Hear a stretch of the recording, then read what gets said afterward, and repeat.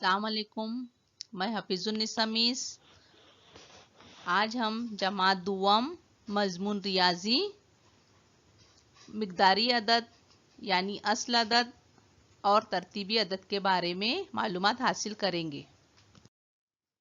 हाँ बच्चों, अभी मैं आपके सामने एक नज्म पढ़ रही हूँ। उसका नाम है पिकनिक। मेरे बाद आप भी पढ़ेंगे। पिकनिक को जाने की खातिर हो गए सब तैयार, था ये जरूरी साथ में लाए खाना लज्जतदार।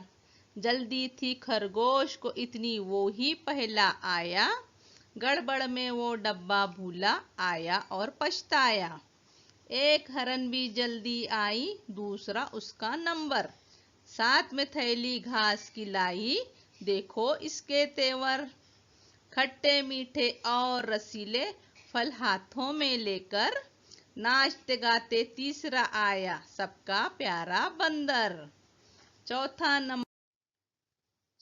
नंबर गाय का आया, दुम को हिलाते वो आई, साथ में गाजर का हलवा था, ऊपर चीज मलाई। सोन में अपने गन्ना लेकर पांचवा हाथी आया, देख इसको सारे बोले हाथी मेरे साथी। छठा नंबर था चिड़िया का, चोंच में इसके दाने, सातवां आया मोर हमारा पल पल धूम मचाने। ना ही झगड़ा ना ही लड़ाई, सबने बांट के खाया, खुशी खुशी से सबने मिलकर सबका दिल बहलाया।